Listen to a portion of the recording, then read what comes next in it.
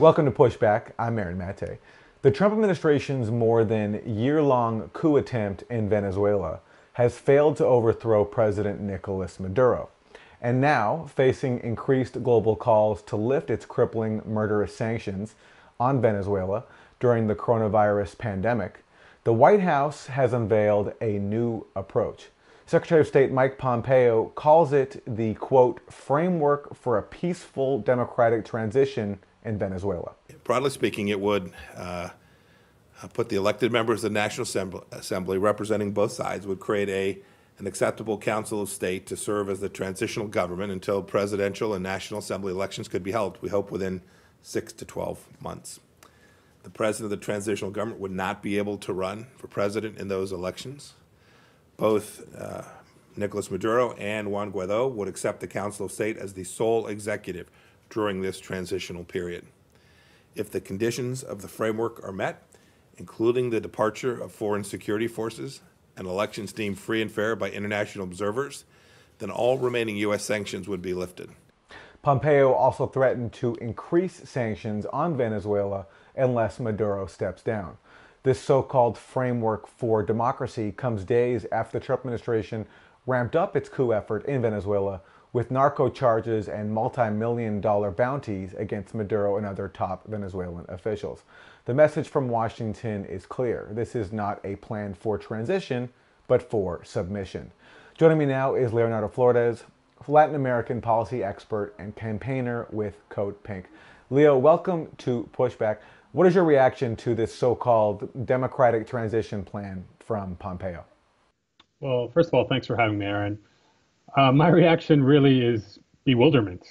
It's because a few days ago, as you just said, that the Department of Justice unveiled indictments against Maduro and 13 other former and current government officials and members of the military, immediately ramping up the pressure. And then this transition proposal seems to be kind of a step back. It's first of all, it's a total non-starter. It's not going to go anywhere. It wasn't negotiated with anyone in Venezuela on the side of the government. It's a plan that supposedly came from Juan Guaido in part, but really it's been designed in the State Department itself. The thinking here in the White House, what do you think it is? They've been trying now for more than a year to overthrow Maduro. They've tried to spark some military uprisings. It hasn't worked. Now they shifted to this bounty last week on Maduro's head.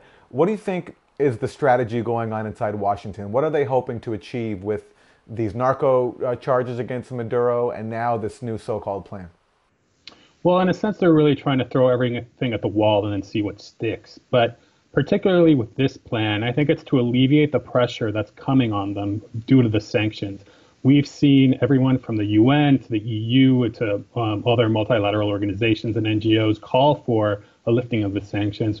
We're seeing a letter being sent around the Senate that has at least 11 people who signed on, led by Senator Chris Murphy, calling for a humanitarian relief for Venezuela and Iran lifting the sanctions during this pandemic. And so I think maybe that's getting to the Trump administration, and this is kind of their way of sending some sort of olive branch to these more moderate factors in Washington. But it's not a serious proposal. What I think has been overlooked in the discussion of all this is that in trying to install Guaido, the Trump administration has portrayed this picture where it's basically Maduro versus Guaido, and there's no one in between. But meanwhile, there have been negotiations between Maduro and elements of the Venezuelan opposition, just not the one that includes Guaido's faction. Can you talk about this and how it's been ignored? Sure. So the last time that Guaido participated in negotiations, seriously, his faction, was in August 2019. And those talks were undermined when the Trump administration imposed what the Wall Street Journal called an economic embargo. They really ramped up the sanctions on August 5th. After that, about a month later, Nicolas Maduro and the Venezuelan government began negotiating with more moderate sectors of the political opposition sectors that really want to participate in democracy and engage in politics and aren't looking for regime change. And coincidentally, those months of 2019, I'm talking about September, October, and November, they were the most stable months in a really kind of crazy year for Venezuela that started off with this attempted coup by the Trump administration, Juan Guaidó. Now, those negotiations are still ongoing. There's ongoing dialogue. They resulted in early January with a new election for the president of the National Assembly. This new president of the National Assembly is from the same, or was from the same party as Juan Guaidó. I think he was expelled from that party, but I'd have to check up on that, to be honest. And what we're seeing is that, Juan Guaidó got kind of pushed out, and these extremist opposition sectors got pushed out a bit from these attempts at negotiation. So this is their way back in, so to speak. So if you could address someone who might look at this plan now from Pompeo, and the way Pompeo is framing it is that, the U.S. has no preference for who leads Venezuela aside from Maduro. We want him gone. In fact, Pompeo said as much today. Let me play you a clip. We've made clear all along that Nicolas Maduro will never again govern Venezuela, and that hasn't changed. So that's Mike Pompeo. Well, first of all, let me just ask you to respond to Mike Pompeo, the Secretary of State of the United States, declaring that the leader of another country will never govern there again. Oh, I mean, it's completely ridiculous. Maduro has been governing since 2013, and he's been governing it throughout this whole time that the State Department has been trying to portray the Venezuelan government as non-existent, and really and they're trying to, force Juan Guaidó as the so-called interim president. But what's really curious to me is that there's contradictions within the own White House, right? So that's a very interesting Pompeo quote. But earlier today, Elliot Abrams, who's the special representative for Venezuela for the Trump administration, he told Reuters that while Maduro would have to step aside, and this is a direct quote, the plan did not call for him to be forced into exile, and he even suggested that he could theoretically run in the election. So Abrams is saying, hey, maybe Maduro can run. Pompeo is saying Maduro is never again going to be allowed to govern. There's clear disconnect. It's kind of indicative of what we've seen in the White House since Trump came to office, with lack of communication between the different sectors of the executive branch. Let's say that Abrams, what he suggests is the proposal that the U.S. is putting forward. Then somebody might look at that and say, well, listen, the U.S. shouldn't be involved in Venezuela, but it is. And the fact is that right now they're putting forward this plan where they're offering to relieve these crippling murderous sanctions if Venezuela just agrees to this new transition and hold new elections. Why not just abide by that to help ease the suffering of Venezuela? Well, Venezuela has a constitution. I mean, that's the biggest thing that we have to talk about. Venezuela is a sovereign country that has a constitution and then is guided by that constitution. And so the Trump administration used that constitution and made these kind of quasi-legal arguments to say that Juan Guaidó was actually the real president because Maduro was not officially in power. And now they're turning around and saying, well, you know what, forget that constitution and let's talk about this whole democratic transition framework that has no constitutional basis in Venezuela at all. But what I think we really have to emphasize is that if the Venezuelan government decided to hold new presidential elections after coming to an agreement with the opposition, they're well within their rights. But this plan is being imposed from abroad. It lacks any sort of popular support within Venezuela, and it's in that regard, it's a non-starter. And just to stress this point, I do think that holding new elections, that has been under discussion in Maduro's negotiations with the opposition, right? Yeah, that's correct. I mean, first of all, there have to be new elections, new parliamentary elections, because those are due this year.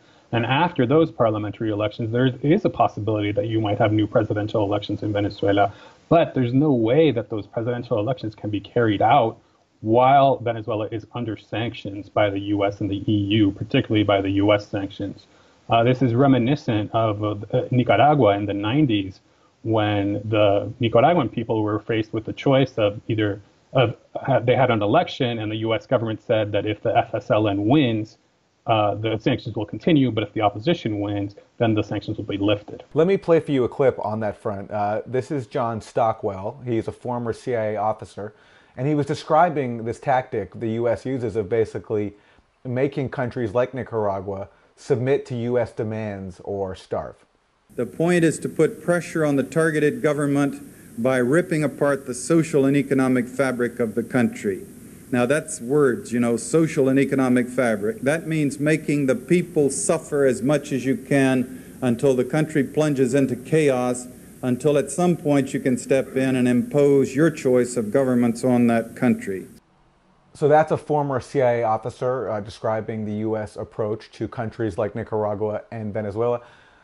Leo, what's your sense, though, of where the Venezuelan people are at? They've been suffering for a long time now under these sanctions. There was just a poll that was shared by the opposition economist Francisco Rodriguez, pointing out that 2/3 of Venezuelans say that U.S. sanctions are causing huge misery inside their country. What is your sense of where the electorate is at inside Venezuela, the people? Are they at the point where they're willing to give up, to submit to U.S. demands, whatever they are, in return for some relief from this blockade? No, I wouldn't say they are. I mean, we have to be clear, though. Venezuela is a very polarized country. So we have this sector that votes with the opposition that would likely, a good majority of it, or a good percentage of it, would likely welcome Pompeo's plan. But then you have the Chavistas, which represent at least 40% of the electorate and of all eligible voters, and they would absolutely reject this plan. It's absolutely true, though, that the sanctions have completely destroyed the economic fabric of Venezuela. But one of the reasons that Venezuela has been able to overcome the pressure from the United States is due to the social fabric and due to the organizing at the community level and due to the organizing that the government enables from above. Okay, so you mentioned the Venezuelan electorate. So let me ask you quickly about this, because a huge talking point that the administration uses, and it's parroted across the political establishment, even Democrats who oppose the sanctions parrot this talking point, which is that Maduro is not a legitimately elected leader, and they point to alleged fraud in the 2018 Venezuelan elections. I know it's complicated, but can you give us the simplest case for why this talking point is false? Right. So there's actually no evidence that there was fraud, and really the arguments that there were fraud only come from the United States. What happened in the 2018 elections was that sectors of the opposition decided to boycott the election. And they boycotted at the direction or under the instructions of the State Department. In early 2018, there was dialogue between the government and the opposition. The two sides were very close to signing an agreement. They actually had an agreement written down. They were negotiating the Dominican Republic. They went back to Venezuela for 1 week to consult with the various parties involved. During that interim week, then Secretary of State Rex Tillerson threatened oil embargo. And he also suggested that if the military were to overthrow Maduro, that this move would be welcomed by the United States. Also during that week, the State Department said that they would not recognize any elections in 2018, that Maduro had to go first before there were elections. And so as a result of that, that's what leads to these kind of claims of fraud, that because of this opposition boycott. But really, there was no fraud. The parties that did participate participated fully. There were international observers. There was a vote that was audited, and Maduro won in a landslide election. Maduro received over 6 million votes, and there was, if I have the history correctly, the candidate, Emery Falcón, the main opposition candidate who ran, he was even threatened with U.S. sanctions if he kept participating in the elections. That's right. And not only was Emery Falcón threatened with sanctions, but so was Henry Ramos Alup, who is the leader of the Acción Democrática, or Democratic Action Party. This is one of the bigger opposition parties. It's slightly more moderate than Juan Guaido's party. But he said, I think it was in March of 2018, he pondered, why would I run if the U.S. isn't going to recognize my victory? And so the U.S. made it clear that even if an opposition leader had won, that they were not going to recognize it because it wasn't going to be the opposition leader that they wanted. So let me ask you about these narco trafficking charges that have been unveiled against Maduro and other top officials. The allegation, and maybe you can explain it for us because it's pretty bewildering, is that Maduro and other top Venezuelan officials have been engaged in a criminal conspiracy to flood the U.S. with drugs going back many years? Yeah, that's correct. And so the DOJ talks about a plan or a plot to flood the U.S. with cocaine since 1999.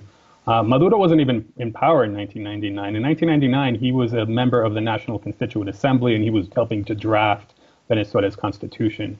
So one thing that makes it that one of the interpretations of these accusations in Venezuela is that these aren't accusations against individuals. It's really an accusation against the entire Bolivarian revolution.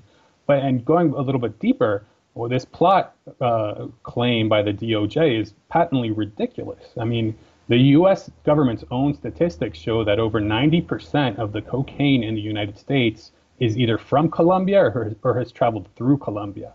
Those same statistics show that less than 7% of the cocaine in the United States has transited through Venezuela at some point. Venezuela doesn't produce coca, the coca leaf. It doesn't produce and it doesn't produce cocaine, whereas Colombia is the biggest producer of both coca and cocaine in the entire world.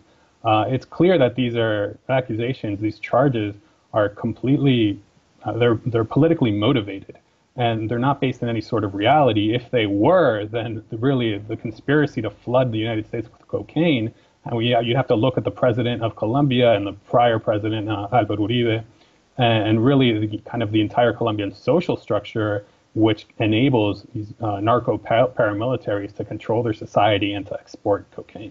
And you've written about, for the Grayzone, a piece that explains that one consequence of this indictment is that it's triggered a confession, a very serious confession, by one of the people charged of a violent U.S.-backed plot against Maduro. Can you explain what happened there?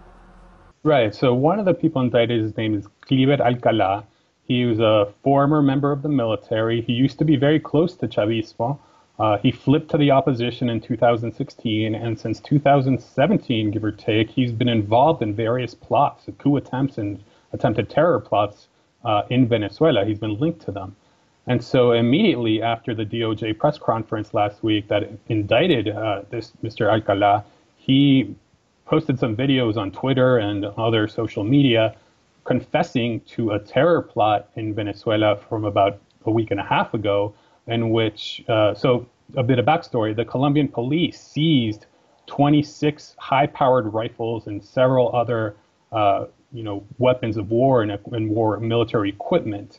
Alcalá claimed that the weapons were his, that they were bought using money from Juan Guaidó, that he and Juan Guaidó had entered into a contract for the weapons, that the weapons were going to be used to help overthrow the Venezuelan government by causing a terror plot and by targeted assassinations of Chavista leaders.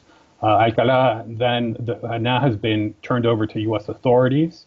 It's unclear what's going to happen with him, but what is clear is that he implicated not just Juan Guaidó in this terror plot, but U.S. advisors. He claimed he met with U.S. advisors on at least 7 different occasions.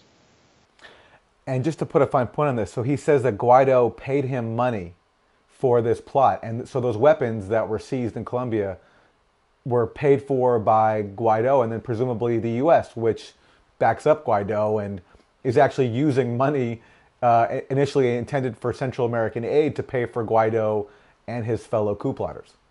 Yeah, that's right. The money wasn't necessarily going to Alcalá directly. It was going to the weapons that Alcalá purchased. And this is and Juan Guaidó's only source of financing is the U.S. government, which basically is us U.S. taxpayers. So finally, as part of its coup effort in Venezuela, the U.S. has been putting heavy pressure on anybody engaged in business with Venezuela. And that's included sanctioning Russia's state oil company, Rosneft. Rosneft was recently forced to basically divest its holdings in Venezuela and then transfer it to another Russian government, in fact, a wholly Russian government-owned company. Will this be enough to keep Venezuela afloat, or do you think that the power of the U.S. is just too strong here? I think it would be enough under slightly different circumstances, but the fact is that oil is plummeting right now, and so it's unclear what's happening with the Venezuelan government's finances. I don't think that the Venezuelan government is going to fall due to financing. I think in that sense, China and Russia have a lot invested in Venezuela, and Venezuela has other means of securing financing, whether it's through gold or rare earth minerals. But, it does make the situation much more difficult, and it has led to gasoline shortages currently in Venezuela. And finally, in terms of what can be done here in the U.S., you mentioned that there is now increased talk from Congress, increased pushback from Congress, asking them to not suspend the sanctions entirely, but simply pause them during the coronavirus pandemic, which I suppose is better than nothing. But as we are dealing now with, economic troubles of our own here at home, what do you think can be done right now to push back on the Trump administration's coup effort and to try to stop the regime change plot in Venezuela and drop the sanctions? Well, I think for starters, the issue of Venezuela has become incredibly toxic in mainstream politics. So if you take any sort of position that's deemed friendly to the Venezuelan government, even if it's actually not necessarily friendly to the government, like say humanitarian relief and sanctions, you're immediately going to be kind of seen with distrust by certain elements of the political establishment. And so I think really what's most important is to highlight what the Trump administration has been doing to sabotage dialogue in Venezuela. If we're not for Trump, I think we would already have a political agreement in Venezuela and the country would be much more stable. But he's kind of enthralled to his financiers in Florida and to the Cuban American lobby in Florida and rich Venezuelans in Florida. It all boils down to Florida, unfortunately. I think really that the best hope that Venezuela, the Venezuelan government has, is to hold out until after the November elections. Even if Trump is reelected, I think there opens up a possibility of negotiations between the Trump administration and the Maduro government. Yeah, on that front, it doesn't inspire confidence that Joe Biden has fully embraced Trump's coup attempt and has recognized Juan Guaido as the president. But certainly, no matter what happens, November will be a key date in all of this and many other issues, of course. Leo Flores, Latin American policy expert and campaigner with CODEPINK, thanks very much. Thank you, Aaron.